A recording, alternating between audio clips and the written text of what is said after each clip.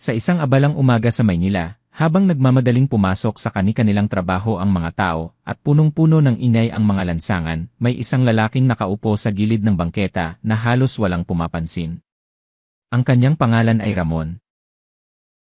Gusot ang kanyang damit, luma ang kanyang tsinelas, at halatang ilang araw nang hindi nakakakain ng maayos. Ngunit sa kabila ng kanyang kalagayan, mapapansin sa kanyang mga mata ang kakaibang kabaitan at katahimikan. Samantala, sa kabilang panig ng lungsod ay nakatira si Eduardo Villanueva, isang kilalang bilyonaryo at may-ari ng isa sa pinakamalalaking kumpanya sa bansa. Kilala siya bilang isang matagumpay na negosyante, ngunit kilala rin siya sa kanyang pagiging mayabang at matapobre. Para kay Eduardo, ang sukatan ng halaga ng isang tao ay ang laman ng kanyang bank account. Kasama rin sa kwento si Angela, ang tapat na sekretarya ni Eduardo na matagal nang nagtatrabaho sa kanya. Mabait si Angela at madalas niyang napapansin ang masasakit na ugali ng kanyang amo, ngunit pinipili niyang manahimik upang mapanatili ang kanyang trabaho. Bago natin simulan ang mas malalim na bahagi ng kwentong ito, kung mahilig kayo sa mga kwentong puno ng aral, emosyon, at mga pangyayaring hindi inaasahan, huwag kalimutang i-like, i-share, at i-subscribe ang channel. Sa pamamagitan ng inyong suporta, mas marami pa tayong maibabahaging mga kwentong tatatak sa puso. Ngayon, simulan na natin ang nakakagulat na kwento ni Ramon at Eduardo. Isang umaga, kagaya ng nakasanayan, lumabas si Eduardo mula sa kanyang mamahaling sasakyan upang dumalo sa isang mahalagang pagpupulong. Agad na nagbukas ng pinto ang kanyang driver habang nakatingin sa kanya ang mga empleyado na tila humahanga. Habang naglalakad si Eduardo patungo sa gusali, napansin niya si Ramon na nakaupo malapit sa entrada. Hawak nito ang isang lumang karton na may nakasulat na kahit kaunting tulong po. Napahinto si Ramon nang makita ang bilyonaryo. Sir, pasensya na po. Baka po may maitutulong kayo kahit konti. Kailangan ko lang pong makabili ng pagkain, mahina niyang sabi. Tumingin si Eduardo mula ulo hanggang paa. Trabaho ang hanapin mo, hindi limos, malamig niyang sagot. Sinubukan ko na po, sir. Marami na pong beses.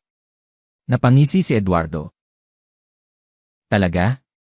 Mukha namang sanay ka ng maging pabigat sa lipunan. Narinig iyon ng ilang empleyado. Ang iba ay napayuko habang ang ilan naman ay napatawa. Namula sa hiya si Ramon.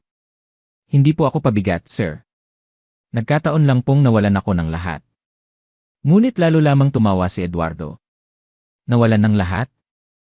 Ang totoo niyan, wala ka namang naabot sa buhay. Tumahimik ang paligid.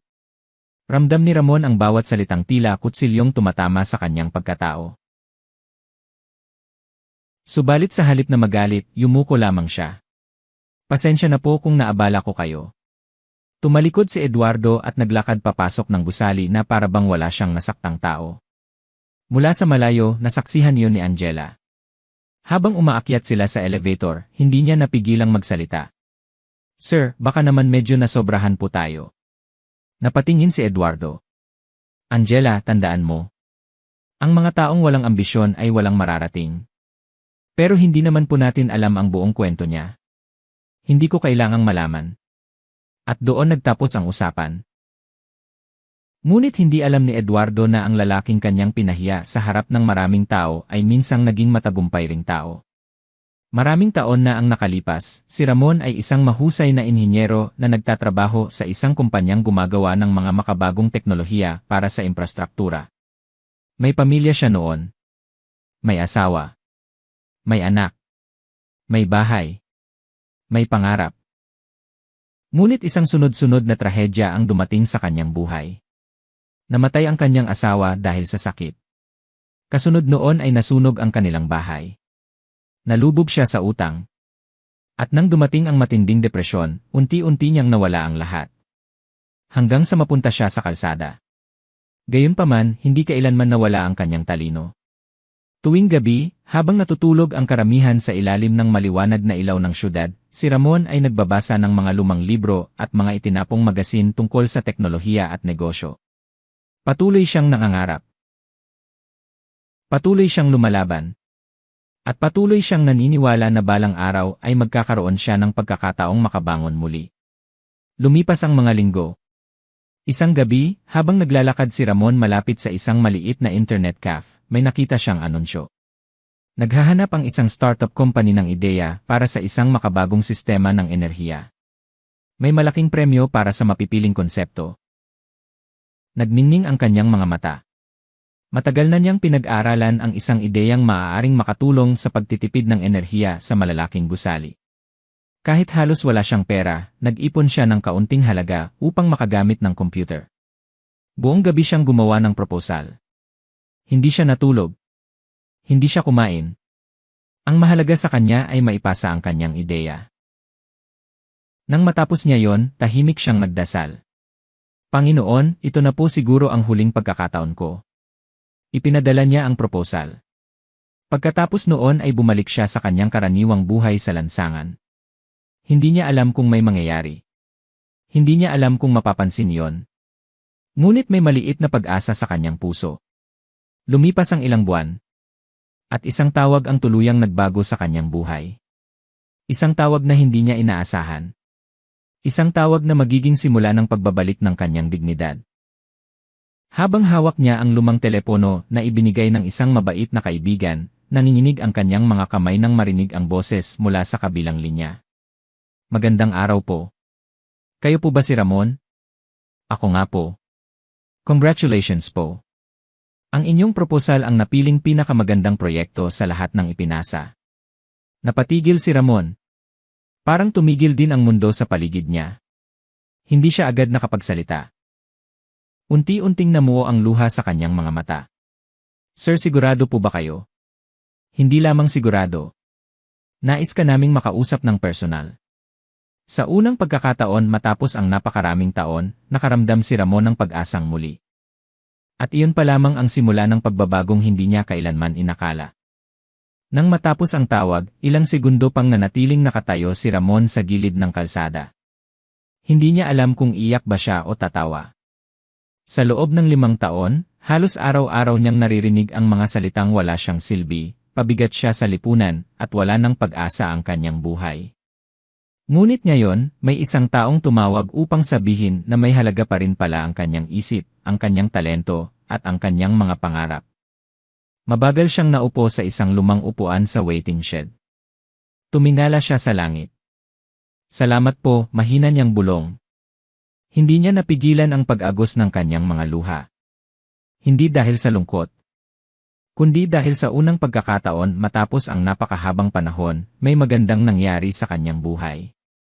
Kinabukasan, maaga siyang nagising. Hiniram niya ang natitira niyang ipon upang makapagpagupit at makabili ng desenteng damit sa ukay-ukay. Habang sinusukat niya ang isang simpleng polo, napangiti ang matandang tindera. May interview ka ba, iho? Tumango si Ramon. Opo. Makukuha mo yan. Kita ko sa mga mata mo.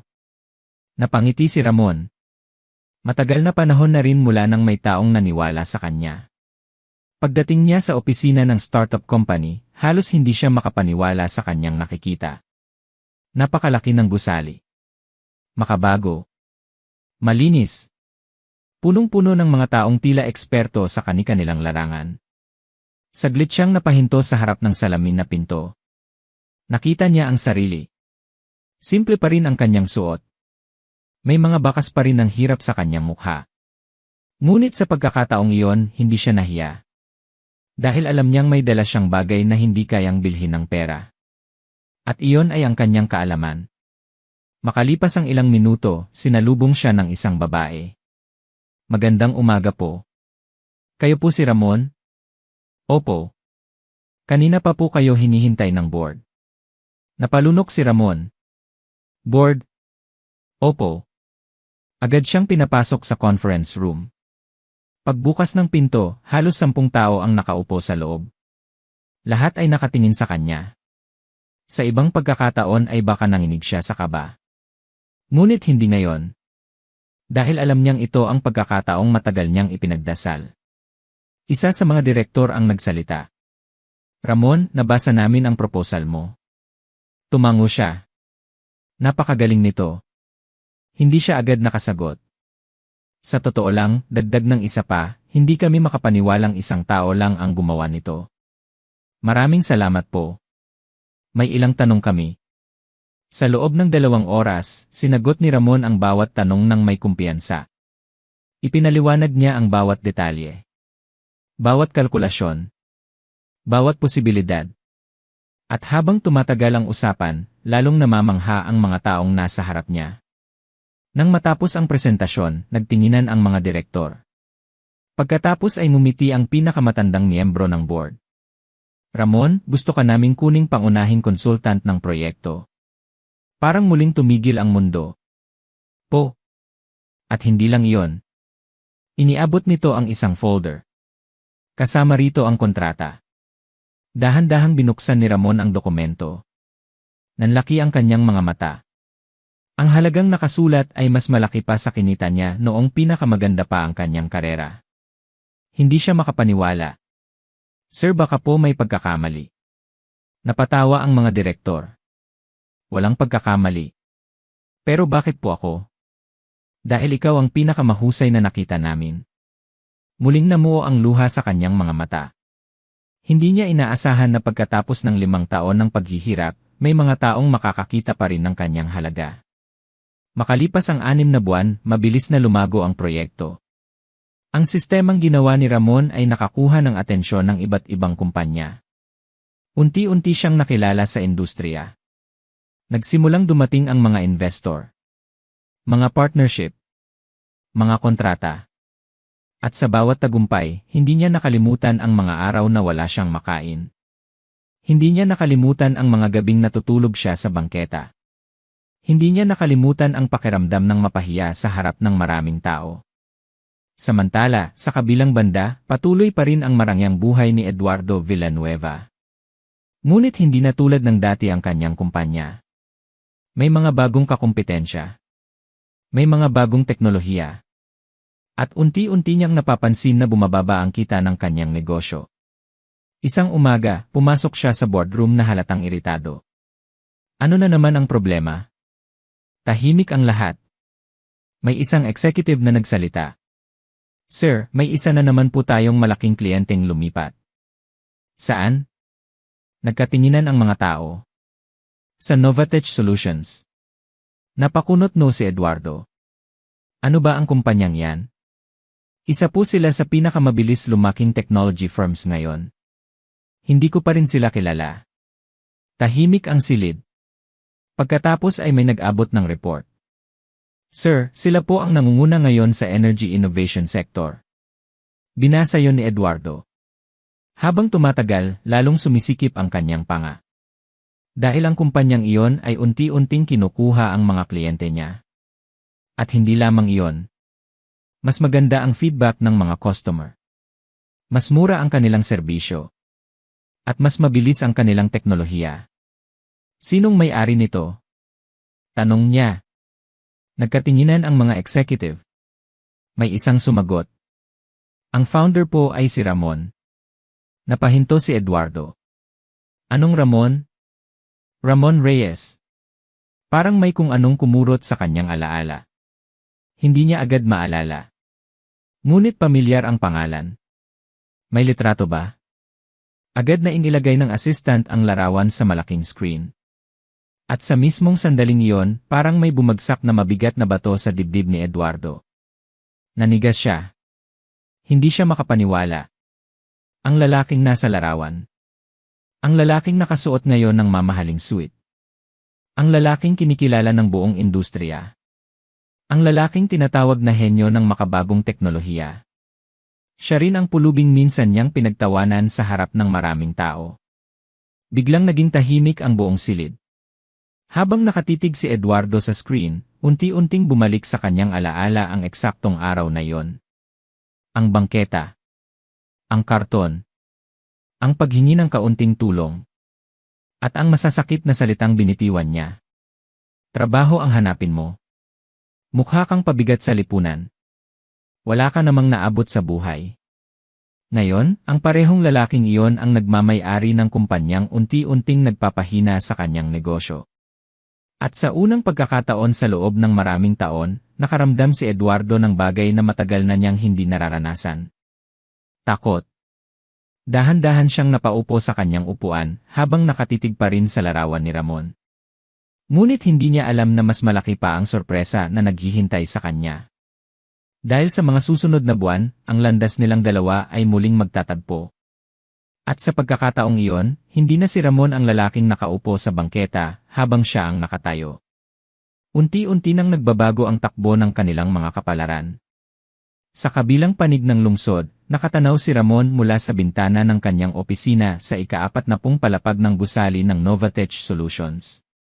Hindi niya alam na sa parehong sandaling iyon, iniisip siya ni Eduardo Villanueva.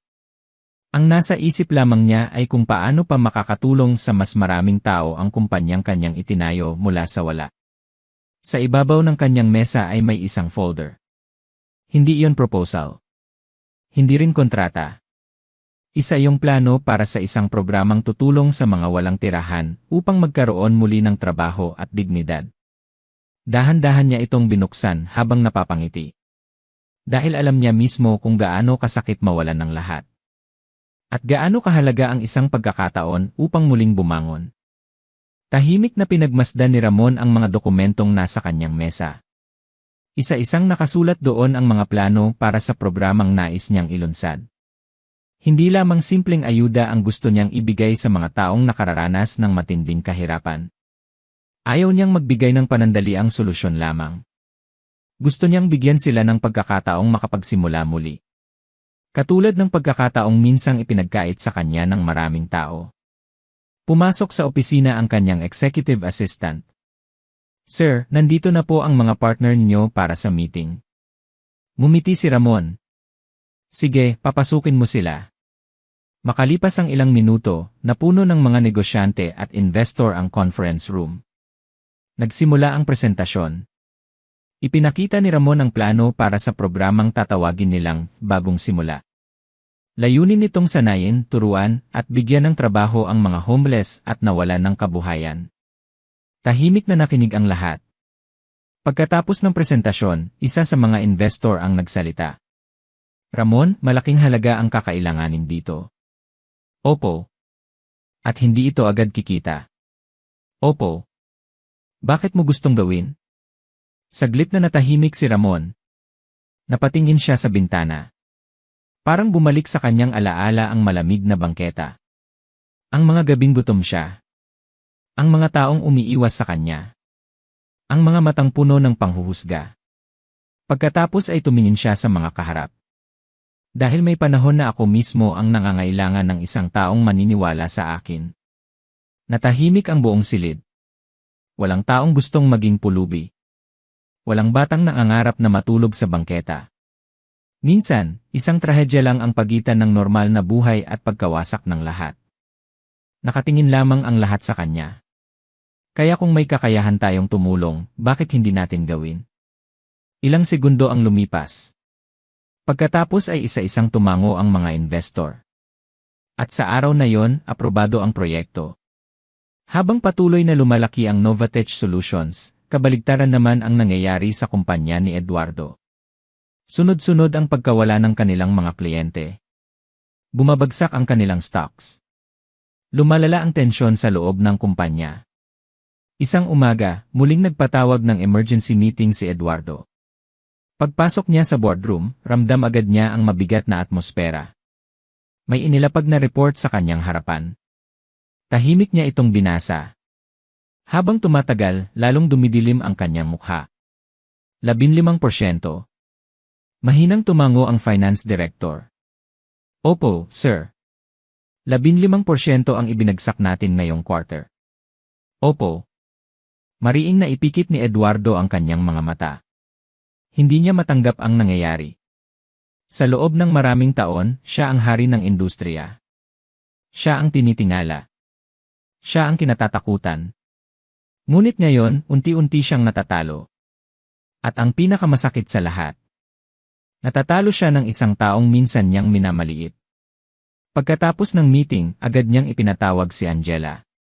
Pumasok ang kanyang sekretarya. "Sir, maghanap ka ng paraan para makausap ko si Ramon." Nagulat si Angela. "Si Ramon Reyes po." "Bakit po?" Nagtagal bago sumagot si Eduardo. "May gusto akong pag-usapan sa kanya." Hindi alam ni Angela kung ano ang nasa isip ng kanyang amo. Ngunit agad siyang sumunod. Samantala, walang kaalam-alam si Ramon sa mga nangyayari. Abala siya sa pagbisita sa unang training center ng bagong simula. Pagdating niya roon, sinalubong siya ng dose-dosenang mga kalaho. May mga dating construction worker. May mga nawalan ng trabaho. May mga dating natutulog sa ilalim ng tulay. At may mga taong halos sumuko na noon sa buhay. Isa sa kanila ang lumapit. Matandang lalaki ito na halos kasing edad na niya. Naaalala mo pa ba ako? Napakunot no si Ramon. Tinitigan niya ang lalaki. Unti-unti niyang nakilala ang mukha nito. Ikaw si Mang Roberto. Umiti ang matanda. Nanlaki ang mga mata ni Ramon. Noong panahong nasa kalsada pa siya, si Mang Roberto ang isa sa mga taong naghahati ng pagkain sa kanya tuwing may sobra itong natatanggap. Minsan pa nga ay ibinigay nito ang kalahati ng tinapay nito kahit pareho silang gutom. Hindi niya iyon nakalimutan. Mahigpit silang nagkamayan. Sir Ramon, nanginginig na sabi ng matanda. Huwag mo akong tawaging sir. Napangiti si Mang Roberto. Salamat. Para saan? Dahil hindi mo kami nakalimutan. Saglit na natigilan si Ramon. Pagkatapos ay tumingin siya sa paligid. Sa mga taong may pag-asa ng muli. Sa mga taong nagsisimula ulit. At doon niya napagtanto na ang pinakamalaking tagumpay ay hindi pera. Hindi rin prestihyo. Kundi ang kakayahang makatulong sa iba. Kinagabihan, habang nasa bahay si Eduardo, hindi siya mapakali. Paulit-ulit niyang tinitingnan ang larawan ni Ramon sa kanyang tablet. Hindi niya maintindihan kung bakit siya naapektuhan ng ganito. Marami na siyang taong nasaktan noon. Marami na siyang pinagsalitaan ng masama. Ngunit bakit tila hindi mawala sa isip niya ang lalaking iyon? Marahil dahil sa kauna-unahang pagkakataon. Napatunayan na mali siya. At masakit tanggapin yon. Napabuntong hininga siya. Pagkatapos ay muling bumalik sa kanyang alaala ang eksena 5 taon na ang nakalipas. Ang mukha ni Ramon. Ang kahihiyang nakita niya rito. Ang katahimikan nito matapos siyang insultuhin. Ngayon, habang iniisip niya yon, may kung anong bumibigat sa kanyang dibdib. Isang pakiramdam na matagal na niyang hindi nararanasan. Pagsisisi. Kinabukasan, dumating kay Ramon ang isang mensahe. Mula ito sa opisina ni Eduardo Villanueva. Nais nitong magkaroon ng pribadong pagpupulong. Napatingin si Ramon sa mensahe. Tahimik. Walang emosyon. Hindi niya agad sinagot. Lumipas ang ilang minuto. Pagkatapos ay muling bumalik sa kanyang alaala ang araw na pinahiya siya sa harap ng maraming tao. Ang masasakit na salita. Ang mga tawanan. Ang pagyuko niya upang itago ang kanyang kahihiyan. Ngunit iba na siya ngayon. Hindi na siya ang dating Ramon. Hindi na siya alipin ng kanyang sakit. Hindi na rin siya nabubuhay para sa paghihiganti. Dahan-dahan niyang inilapag ang telepono. Pagkatapos ay ngumiti. CJ. Mahina niyang sabi sa sarili. Pag-uusapan natin. Ngunit hindi niya alam na ang nalalapit nilang pagkikita ay magiging simula ng mas malalim pang pagbabago sa buhay nilang dalawa. Dahil may mga sugat na madaling maghilom. Ngunit mayroon ding mga sugat na kailangang harapin muna bago tuluyang mawala. At sa unang pagkakataon matapos ang 5 taon, muling magtatapat sa isa't isa sina Ramon at Eduardo. Hindi bilang pulubi at bilyonaryo. Kundi bilang 2 taong parehong may mga bagay na kailangan pangharapin sa kanilang mga puso. Sa mga sumunod na araw, mabilis na kumalat sa industriya ang balitang magkakaroon ng malaking business summit kung saan dadalo ang pinakamalalaking negosyante sa bansa. At kabilang sa mga pangunahing tagapagsalita ay sina Ramon Reyes at Eduardo Villanueva. Hindi pa nila alam, ngunit sa harap ng daan-daang tao, magsisimulang mabuksan ang isang kabanata na magbabago sa kanilang kapalaran magpakailanman. At habang papalapit ang araw ng summit, kapwa sila naghahanda. Ngunit magkaibang-magkaiba ang laman ng kanilang mga isip. Si Ramon ay naghahanda para sa hinaharap. Samantalang si Eduardo ay naghahanda upang harapin ang nakaraan. Lumipas ang mga araw at dumating ang pinakahihintay na business summit. Isa yon sa pinakamalalaking pagtitipon ng mga negosyante, investor, at leader ng industriya sa buong bansa. Mula sa labas pa lamang ng Ingranding Convention Center, ay makikita na ang mga mamahaling sasakyan, mga kamera ng media, at mga taong nag-uusap tungkol sa negosyo at teknolohiya. Maagang dumating si Eduardo. Suot niya ang isa sa pinakamahal niyang suit, ngunit sa kabila ng kanyang maayos na anyo, hindi maitago ang tensyon sa kanyang mukha. Habang naglalakad siya sa loob ng gusali, marami pa rin ang bumabati sa kanya. Good morning, Sir Eduardo. Congratulations po sa mga bagong proyekto ninyo. Sir, maaari po bang makahingi ng interview? Ngumiti siya ng bahagya, ngunit hindi tulad ng dati. Parang may mabigat na bagay na nakapatong sa kanyang isip. Samantala, ilang minuto ang lumipas nang dumating naman si Ramon. Agad siyang napalibutan ng mga mamamahayag. Sir Ramon, ano po ang masasabi ninyo sa mabilis na paglago ng Novatech? Sir Ramon, totoo po bang magbubukas kayo ng bagong research facility? Sir Ramon, gaano na po karaming tao ang natulungan ng bagong simula program? Magalang na sinagot ni Ramon ang ilan sa mga tanong bago siya nagtuloy papasok. Habang naglalakad siya sa loob ng gusali, maraming empleyado, negosyante, at maging mga ordinaryong bisita ang lumalapit upang makipagkamay. Hindi dahil mayaman siya, kundi dahil nirerespeto nila siya. At iyon ang bagay na hindi kayang bilhin ng pera. Makalipas ang ilang oras, nagsimula ang programa. Punong-puno ang napakalaking auditorium. Nasa harap ang mga pinakamahalagang personalidad sa industriya. Isa sa mga unang nagsalita ay si Eduardo. Tumayo siya sa entablado habang nakatutok sa kanya ang daan-daang mata. Nagsimula siyang magsalita tungkol sa negosyo, pamumuno at tagumpay. Palakpakan ng mga tao. Ngunit sa pagkakataong iyon, kakaiba ang pakiramdam niya. Habang nagsasalita siya, paulit-ulit na bumabalik sa kanyang isip ang nakaraan. Lalong bumigat ang kanyang dibdib. Pagkatapos ng kanyang talumpati ay si Ramon naman ang ipinakilala. Mabilis na napuno ng palakpakan ang buong auditorium. Tumayo si Ramon. Mabagal siyang lumakad patungo sa mikropono. Tahimik ang lahat. At nang magsimula siyang magsalita, kakaibang katahimikan ang bumalot sa buong lugar. Dati, akala ko tapos na ang buhay ko. Agad na nakinig ang lahat. May panahon na nawalan ako ng pamilya. Nawalan ako ng tahanan. Nawalan ako ng trabaho. Tahimik pa rin ang lahat. At dumating sa punto na natutulog ako sa bangketa. Nagkatinginan ang ilang tao. Marami sa kanila ang nakarinig na ng kwento ni Ramon, ngunit kakaiba kapag siya mismo ang nagkukwento. Maraming taong tumingin sa akin na parang wala akong halaga. Bahagyang yumuko si Eduardo sa kanyang upuan. Hindi niya alam kung bakit, pero pakiramdam niya ay bawat salita ay para sa kanya. May mga taong naniwalang tapos na ako. Nagpatuloy si Ramon. Pero may natutunan ako. Tumingin siya sa mga tao. Ang kahirapan ay hindi sukatan ng pagkatao. Tahimik. At ang pera ay hindi sukatan ng tunay na halaga ng isang tao. Mas lalong tumahimik ang buong auditorium. May mga taong mayaman ngunit mahirap ang puso. May ilang napayuko. May ilan namang napaisip. At may mga taong walang-wala ngunit puno ng kabutihan. Palakpakan ang sumunod. Ngunit hindi pa tapos si Ramon. Nang ako ay nasa pinakamababang bahagi ng buhay ko, may mga taong humamak sa akin. Naramdaman ni Eduardo ang pagbilis ng tibok ng kanyang puso. Hindi ko sila sinisisi. Napakunot no siya. Hindi ko rin sila kinamumuhian. Lalong nagtaka ang mga tao. Dahil kung hindi dahil sa mga araw na yon, hindi ko matututunang maging matatag. Tumayo ang ilang tao upang pumalakpak. Makalipas ang ilang minuto, nagtapos ang talumpati ni Ramon. Halos buong auditorium ang nakatayo.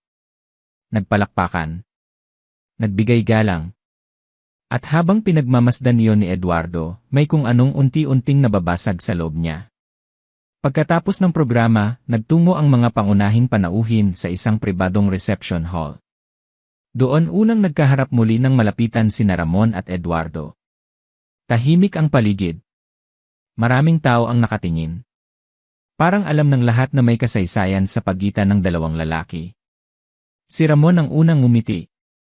Magandang gabi, Eduardo. Napatingin si Eduardo sa kanya. Sa loob ng ilang segundo ay wala siyang masabi. Hindi niya alam kung paano magsisimula. Hindi niya alam kung paano haharapin ang taong minsan niyang pinahiya. Ngunit alam niyang hindi na siya maaaring magtago. Magandang gabi, Ramon. Tumango si Ramon. Matagal na rin. Tahimik na naman. Hindi komportable ang katahimikan. Ngunit kailangan itong harapin.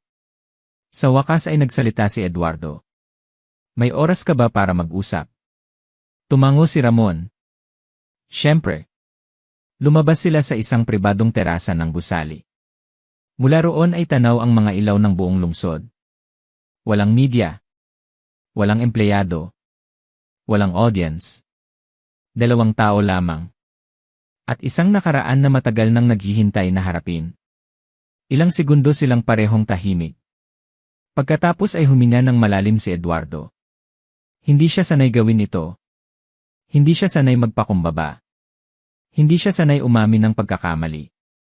Ngunit sa gabing iyon, alam niyang wala ng ibang paraan. Ramon ni. Mabigat ang kanyang boses. Naaalala mo pa ba ang araw na nagkita tayo sa harap ng opisina ko? Bahagyang umiti si Ramon. Hindi madaling kalimutan iyon. Napayuko si Eduardo. At sa unang pagkakataon sa loob ng maraming taon, wala siyang pakialam kung paano siya tingnan ng iba. Dahil alam niyang mali siya. Mali ako. Tahimik na nakinig si Ramon. Napakalaki ng pagkakamali ko. Nagpatuloy si Eduardo. Hinusgahan kita kahit hindi ko alam ang pinagdaanan mo. Unti-unting namuo ang luha sa gilid ng kanyang mga mata. Hindi ko man lang sinubukang unawain ka. Hindi makapaniwala si Ramon sa kanyang naririnig. Hindi niya kailanman inisip na darating ang araw na maririnig niya ang mga salitang iyon mula kay Eduardo. At hanggang ngayon, bahagyang nanginginig ang boses nito. Hanggang ngayon dala ko pa rin ang kahihiyang iyon. Muling tumahimik ang paligid. Sa ibaba nila ay patuloy ang takbo ng lungsod. Patuloy ang buhay ng mga tao. Ngunit para sa dalawang lalaking iyon, tila huminto muna ang oras. Dahil sa unang pagkakataon matapos ang 5 taon, hindi na pera, negosyo, o tagumpay ang pinag-uusapan nila. Kundi ang sugat na matagal nang nakabaon sa kanilang mga puso. At habang nakatingin si Ramon kay Eduardo, unti-unti niyang nakikita na ang lalaking nasa harapan niya ngayon ay hindi nakapareho ng mayabang na bilyonaryong minsang humamak sa kanya. May pagbabago. May pagsisisi. At marahil, may pagkakataon para sa isang bagay na hindi niya kailanman inasahang mangyari. Ngunit sa mismong sandaling iyon, wala pa silang alam na may mas malaking pagsubok na paparating. Isang pangyayaring hindi lamang susubok sa kanilang pagkatao, kundi mag-ugnay rin sa kanilang mga kapalaran sa paraang hindi nila kailanman naisip. At magsisimula iyon sa isang tawag na matatanggap ni Eduardo kinabukasan ng umaga. Kinabukasan ng umaga, habang nasa kanyang opisina si Eduardo, tahimik na nakatanaw sa bintana, tumunog ang kanyang telepono. Karaniwang tawag lamang sana yon. Ngunit nang marinig niya ang boses sa kabilang linya, agad siyang namutla. Sir Eduardo, kailangan po ninyong pumunta agad sa ospital. Tumayo siya. Anong nangyari? Tungkol po ito sa anak ninyo. Parang tumigil ang mundo. Hindi na niya narinig ng malinaw ang mga sumunod na salita. Mabilis niyang kinuha ang susi ng sasakyan at halos takbuhin ang paglabas ng gusali. Sa buong biyahe ay wala siyang ibang iniisip kundi ang kanyang anak na si Marco. Bagamat matagal nang hindi sila ganoon kalapit, mahal na mahal niya pa rin ito. Noong mga nakaraang taon, mas pinili niya ang negosyo kaysa pamilya. Mas maraming oras ang ginugol niya sa mga boardroom kaysa sa sariling tahanan. At isa yon sa mga bagay na matagal na niyang pinagsisisihan. Pagdating niya sa ospital, agad siyang sinalubong ng doktor. Malungkot ang ekspresyon nito. Dok, anong nangyari? Huminga ng malalim ang doktor. Nagkaroon po ng malubhang aksidente ang anak ninyo. Nanlambot ang kanyang mga tuhod. Kamusta siya? Nasa kritikal na kondisyon. Pakiramdam ni Eduardo ay nawalan siya ng hangin. Hindi niya alam kung paano haharapin ang sitwasyon. Makalipas ang ilang oras, nakaupo siya mag-isa sa labas ng Yale. Tahimik. Walang yabang. Walang kapangyarihan. Walang pera na kayang bilhin ang kasiguruhan na magiging maayos ang kanyang anak. Sa unang pagkakataon sa napakaraming taon, naramdaman niyang wala siyang kontrol. Lumipas ang ilang oras. Pagkatapos ay may isang taong lumapit. Pag-angat niya ng tingin, nakita niya si Ramon. Nagulat siya. Ramon? May dala itong simpleng supot ng pagkain at kape. Nalaman ko ang nangyari. Hindi makapagsalita si Eduardo. Tahimik na naupo si Ramon sa tabi niya. Ilang minuto silang walang imik. Pagkatapos ay nagsalita si Eduardo. Hindi ko alam kung bakit ka nandito. Umiti ng bahagya si Ramon. Dahil alam ko ang pakiramdam ng mawalan. Napayuko si Eduardo. At doon tuluyang bumuhos ang lahat ng emosyong matagal niyang kinikimkim. Ang takot. Ang pagsisisi. Ang kalungkutan. At ang bigat ng mga pagkakamaling ginawa niya sa buong buhay niya. Hindi na niya napigilan ang pagluha. At sa halip na husgahan siya, nanatiling nakaupo si Ramon sa kanyang tabi. Tulad ng isang tunay na kaibigan. Lumipas ang ilang araw. Sa kabutihang palad, nagsimulang bumuti ang kalagayan ni Marco. Unti-unting bumalik ang pag-asa. At sa mga araw na yon, halos araw-araw na bumibisita si Ramon sa ospital. Minsan ay may dalang pagkain. Minsan ay may dalang magandang balita. At minsan naman ay simpleng pakikinig lamang. Doon nagsimulang magbago ng tuluyan si Eduardo. Unti-unti niyang nakita ang pagkakaiba ng tunay na tagumpay at ng tagumpay na matagal niyang pinaniwalaan. Dati, akala niya ang tagumpay ay tungkol sa pera. Sa laki ng bahay. Sa dami ng sasakyan. Sa taas ng posisyon. Ngunit habang nakaupo siya sa ospital araw-araw, may napagtanto siya. Ang tunay na tagumpay ay ang pagkakaroon ng mga taong mananatili sa tabi mo kapag wala ng saysay ang pera. At isa sa mga taong iyon ay si Ramon.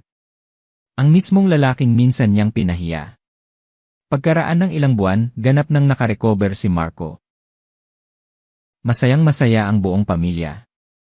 At sa unang pagkakataon matapos ang maraming taon, nagsimula muling magkaayos ang mag-ama. Mas madalas nang umuwi si Eduardo. Mas madalas siyang nakikipag-usap sa kanyang pamilya. Mas madalas siyang ngumiti. Ngunit hindi doon nagtapos ang pagbabago. Isang araw, nagpatawag siya ng malaking press conference. Nagtaka ang lahat. Pati si Ramon. Punong-puno ng mamamahayag ang conference hall. Nang umakyat si Eduardo sa entablado, tahimik na nakinig ang lahat. Huminga siya ng malalim. At nagsimulang magsalita. Sa loob ng maraming taon, naniwala akong ang tagumpay ay nasusukat sa pera. Tahimik ang lahat. At dahil doon, marami akong nagawang pagkakamali. Nagkatinginan ang mga tao. Hindi sila sanay marinig ang ganitong klaseng pagsasalita mula sa kanya. Pagkatapos ay tumingin siya kay Ramon na nakaupo sa harapan. At sa harap ng lahat ay sinabi niya ang mga salitang hindi inakala ng sinuman na maririnig nila. 5 taon na ang nakalipas, may isang lalaking humingi sa akin ng tulong. Natahimik ang buong bulwagan. Hindi ko siya tinulungan. Mabigat ang kanyang boses. Sa halip, pinahiya ko siya. May ilan nang nagsisimulang maantig. Tiningnan ko siya batay sa kanyang damit. Tiningnan ko siya batay sa kanyang kahirapan. Tiningnan ko siya batay sa kung ano ang nakikita ng aking mga mata. Bahagyang nanginig ang kanyang boses. At mali ako. Tuluyang natahimik ang lahat. Pagkatapos ay itinuro niya si Ramon. Ang lalaking iyon ang nagturo sa akin ng pinakamahalagang aral sa buhay. Maraming tao ang napaluha. Pati si Angela na nasa likod ng silid. Tinuruan niya akong ang dignidad ng tao ay hindi nawawala dahil lamang sa kahirapan. Tinuruan niya akong ang kabutihan ay mas mahalaga kaysa kayamanan. At tinuruan niya akong walang taong dapat maliitin. Nang matapos ang kanyang pagsasalita, kusang tumayo ang mga tao. Isa-isa silang pumalakpak. Pagkatapos ay naging sabay-sabay. At maya-maya lamang ay buong bulwagan na ang nakatayo. Habang umaalinggaw ang palakpakan, tumayo si Ramon. Tahimik siyang naglakad papunta kay Eduardo. Nagkatinginan silang dalawa. Walang galit. Walang sama ng loob. Walang paghihiganti. Tanging pag-unawa lamang.